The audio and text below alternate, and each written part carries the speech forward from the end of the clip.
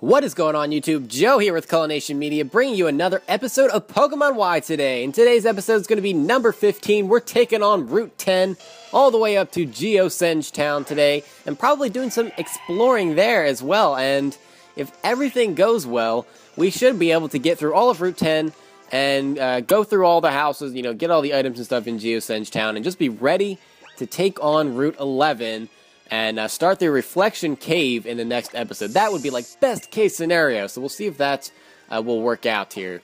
Anyway, over in the corner, I wanted to make sure to pick up this Mind Plate. I don't have any Psychic type Pokemon on my team, but I forgot that item the first time that I played through this game, so I figured, you know what, should probably make a point to pick that up. And we have an X accuracy over here. I don't know if I found one of these up until this point. But I guess it's worth picking up because at least I can sell it. I don't really use those items, but whatever. Not a big deal. Looks like we're going to have another run-in with Team Flare here. Stop right there, remember you. And now you're here standing around these stones. Do you have any idea what they even are? Well, geez, man, you don't have to be mean. Of course you don't. You know nothing about the legend of 3,000 years ago that says, well, wait, what does it say? Oh, whatever. Who cares about all that? It's time for me to get some sweet revenge with style. Okay, everything they do is with style. Everything they do. Just look at those outfits. Look at that hair. Look at those shades, man. It's so stylish. It's ridiculous how it's just completely out of control. Their style is out of control. Alright, so out comes the Houndour. And this thing is at level 21. I've got my Amara out here. I'm going to take neutral damage from fire, so I'm not too worried about it. And I actually outspeed, which is crazy because Houndour is pretty fast. But an Ancient Power is going to be super effective. Houndour is very frail, so he goes down to that, which is great. Great news for me. Now he's going to send out his Golbat. So this is the same guy that we fought the first time. He just evolved his Zubat, so I guess congrats on that. I know Golbat's going to be way faster. Thankfully, it didn't go for Supersonic or Confuse Ray or something stupid like that, so I can go for an Icy Wind. Super effective, and he hangs on with 1 HP. I guarantee you that is 1 HP. That has been happening to me a lot over the course of the last couple of episodes. I swear. So much. So I'm going to go for that Nature Power. It's going to turn into Energy Ball, which is quad resisted, but he only had 1 HP, so it didn't matter. Down goes the Golbat. Get some decent experience out of that, actually. And that's going to be that battle. That's pretty much it for this Flare dude. So that was an okay rematch. At least he got a little bit better. He evolved his Zubat. His Houndour was at a higher level. So that is cool, I suppose. What are you, some kind of trainer prodigy or something? Oh, he's getting a call. He's got to take this. I see. Roger that. Heh, gotta love the Holocaster. I can get updates on my mission in real time with this stylish device. Whoever thought this thing up must have been one truly stylish individual, too. Yeah, he's so stylish. And on that note, it's time for me to scram with style. Everything he does has style. How could it not? Okay, just going to double check that we're not missing any items. There should be a hidden item right here in this patch. I'm almost positive. Yep, it was so suspicious. Burn, heal, and I don't know if that's going to help me at all. I don't get burned that often. But it does happen. You never know when you just, get an unfortunate burn from Ember, Flamethrower, something like that. I don't really see Will-O-Wisp users too often. Anywho, let's switch Pokemon here. And we do have an upcoming battle, so we should be able to take on this Psychic guy with Golett pretty easily, honestly. Just double check there's no items over here. No, doesn't look like it, so let's battle this guy. Hate these people that run around and run in like strange patterns, and I can just never really figure it out. I can never position myself in the right place. I need to just start like picking a spot and just standing there and hoping they run into me. That's what I need to do. Okay, so he's going to start off with Meditite, which is perfect because he's a fighting type also, and he has a lot of normal and fighting type moves.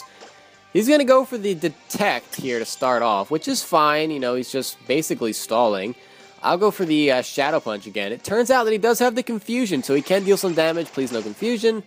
No Confusion, indeed. We can go for that Shadow Punch, which is great. Meditite goes down because that is super effective. And Golett is almost up to level 27. Almost. Hawlucha grew up to level 20, and he's trying to learn the move Encore. Should I teach that to him? Encore is actually pretty useful. I really like Encore, to be honest. But I don't think I'm going to teach it to him just because this Hawlucha is going to be mostly an HM slave, to be perfectly honest. So Encore is kind of unnecessary. He probably will never get into a battle, so it's kind of pointless. So in comes the Kirlia. It's going to trace my Iron Fist, and that doesn't really mean anything because I guarantee you this Kirlia has no punching moves, and instead it goes for Teleport, and obviously that fails. I get the crit on the Shadow Punch. Of course I do, because why? It doesn't matter. That's how it goes. That's how it goes. Golett grows up to level 27, and that is awesome. Awesome sauce. And that's going to be the end of that battle, so not too bad at all. Not too bad. Got some decent experience. We got some money going. He actually gave us, like, quite a bit more money than the Team Flare guy did, which is kind of crazy. So, picked up the Thunderstone there. That is great for evolving Eevee, which you can find on this route. So if you want to evolve it into Jolteon immediately, you know, why not? You might as well just go for it. So it's the easiest way to, you know, just get a fast Jolteon on your team. Especially if you need an electric type, especially if you're playing X and you can't get electric because Houndour is here. And maybe you started off with like Fennekin or something, so you don't want a fire type anyway. So that could be a good option. And wow, this Team Flare Press is actually going to switch out on the first turn. That's something that just does not really happen. Computer players almost never ever switch out. But they're going to here to switch out to Croagunk, which is also weak to ground, just like the first Pokemon she had out was. So she just basically sacrifices her Croagunk to that Bulldoze there. Okay, and now out comes the Electrike. And I don't outspeed it, but I don't think it has any moves that can hit me, to be honest, because I'm immune to Electric and Normal. And it probably has like Spark and Quick Attack for attacking moves. So it goes for the Leer, and that just lowers my defense, but I'm able to kill it off with a Bulldoze. So that, yeah, that did not work out too well at all for you. Not at all. I'm very, oh, I'm not sorry. I'm not sorry at all. I don't know what I'm saying. I don't know what I'm saying most of the time, in case you did not know that fact, but it is a fact. It is definitely a fact. Okay, let's switch in Axew. Get him some action. I feel like I haven't been using him too much. And I should be, because he grows levels so slowly. Probably should use another Repel. And at some point, I will eventually switch over to Super Repels. I can do that now because they are now available in shops now that I have a second gym badge, as well as some other items that I should probably look into getting. But that's a different story. I could probably buy, like, Revives and maybe even Hyper Potions now. I don't know about Hyper Potions, but Revives should be available. So, another Team Flare battle. This one's just going to have a Gulpin. This one's at level 24. I'm almost positive I can't kill it in one hit, so I'm going to go straight for the Dragon Rage, just for the sure damage. And, yeah, it's going to go for the Sludge. Poison? No poison. Alright. Alright, no poisoning. That is great. The luck is on my side today. Sort of. But that's all that counts. Sort of is enough for me. Amara's going to grow up to level 28. And yeah, that's the end of that battle. I'm kind of surprised that that's the only Pokemon that she had, but not complaining by any means. And I think that's it for the Team Flare battles on this route, to be honest. That actually might be all of the battles just in general. I don't know if this person battles it. Oh, she does. Okay. I spoke too soon. I spoke a little bit too soon. I'm starting to lose my voice a little bit. My voice is getting kind of funky because I've been recording like all day. Well, not all day, but I've taken some breaks, but I've recorded like 5 or 6 episodes already, and yeah, I mean, considering they're all like 20 minutes apiece, it's been, I don't know, I feel like I've been recording a long time. I love doing it, I really do. I'm just starting to lose my voice a little bit. I might need to take a little bit of a break. Anywho, Drifloon starts off the battle here. Assurance is super effective, takes it out very easily. Thankfully, it did not have the ability Aftermath, which would have dealt quite a bit of damage to me for killing it, especially because I made physical contact. Pretty sure that ability only works if you make physical contact. Assurance definitely does, so that could have been a problem. Out comes Hippopotas, and the Sandstorm is going to be started up by that Sandstream ability, which I'm fine with because Amara just, completely is immune to that. In fact, 3 Pokemon on my team are immune to Sandstorm, because I've got Lucario, I've got Amara, and I've got Golett, all of which take no damage from Sandstorm, so I'm really not afraid of this at all. In comes the Pachirisu, well, it's about to come in, and Yeah, that is an electric type Pokemon, so I'm going to go straight for Golett here. And I feel like Golett is gaining levels really fast. It's already like halfway to level 28. That is craziness. Craziness. Level 19. It's going to go for the Charm. I don't think this thing can hit me at all. So it's probably just going to spam Charms. So Bulldoze, it still does like 75%. 75, 80%. Well, maybe like 75, maybe 80 with the Sandstorm. It's going to go for the Charm again, so we'll see if -4 attack Golett Bulldoze will kill. And, oh, it does, but I think it just barely does. Down goes the Pachirisu, and Golett is just so amazing with all of his immunities. He's a great defensive typing indeed. The only downside is that, whatchamacallit, Ghost types are so good in this generation, and he's weak to them. And Dark types, too. They really got a buff because Steel got nerfed. So that's unfortunate. But other than that, you know, pretty good typing. So Whisker's going to grow up to level 30. Lucario's going to grow up to level 30. Hawlucha's going to grow up to level 21. And Axew, by the way, learned Dragon Claw, got rid of Dual Chop. It has the same base power. The only difference is it just attacks once. No, Dual Chop has base 40, but, you know, it attacks twice, so it's essentially the same. The only difference is that Dual Chop has lower accuracy, but also has the power to break through, like, substitutes and sturdy and stuff. I think that Dragon Claw is just the safer bet, so I'm gonna stick with that. So we made it to Geocenge Town pretty safely, I guess. We didn't lose any Pokemon, so that's good. And we made some pretty good time, too. We're going on 12 minutes here, so we have plenty of time to do some exploring, walk around, grab some items, because I'm pretty sure there are some in, like, the houses and stuff. There usually is, right? So let's talk to this guy, and he's talking about his own region. I always found that dialogue to be kind of strange. You'll find out soon enough, is basically what he says. Whatever that means. Alright, so we're in a hotel, so you know what that means. New town, new hotel. It's bonding time. Yep, bonding time. We're going to get speed power level 1, which is cool, I suppose. I probably won't use that one. That's not really one that I would use so much. I'd probably be more inclined to use actually all of them, except maybe like the critical hit power, more than speed. But that's just me. That's just me. So we'll see. We'll see how it goes. I may not use it at all. What is over here? I feel like there should be an item over here. I really do. A hidden item? Those rocks are suspicious, but there's rocks everywhere. I guess there's nothing over there. Okay, never mind. I just had a feeling that there was something over there. So let's see what's over here. Oh, nothing, but there's an item on the other side of these boulders, so we have to remember that when we head over there. Probably should head into the Pokemon Center. I do need to get myself healed up. And this guy gives you TM number 66, which is Payback. Pretty cool moves. The Dark-type move has 50 base power, 100% accuracy, but it doubles in power if you're able to use it after your foe does.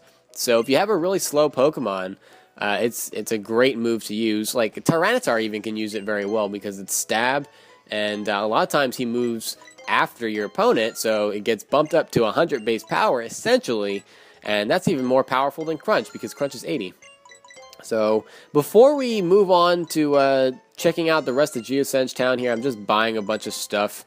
Like I mentioned that I would, because I know revives are available. I should grab some super repels, you know, potions, pokeballs, all that kind of stuff. I want to make sure that I am fully stocked up, because we do have the Reflection Cave coming up, and I don't know if we're going to get to it this episode. We'll probably get into that next episode, and it'll probably take us 2 episodes to get through it, I'm guessing, because there's a lot of battles and stuff going on in there, and yeah, that is that. But let's not get ahead of ourselves. We're not there yet. We still have to go through Route 11, which, albeit, isn't that long, but whatever. Okay, so my team looks good in case we have to battle anybody.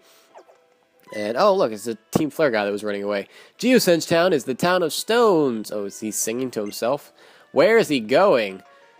He's just running around singing. This is very strange. Oh, there is an item over there. I knew there was going to be an item over there. I absolutely knew that. I don't know why I didn't see it. It must have just been the angle. It's a timer ball, which is good for battles that lag on for a really long time, because its usefulness goes up, you know, the more turns there are in battle.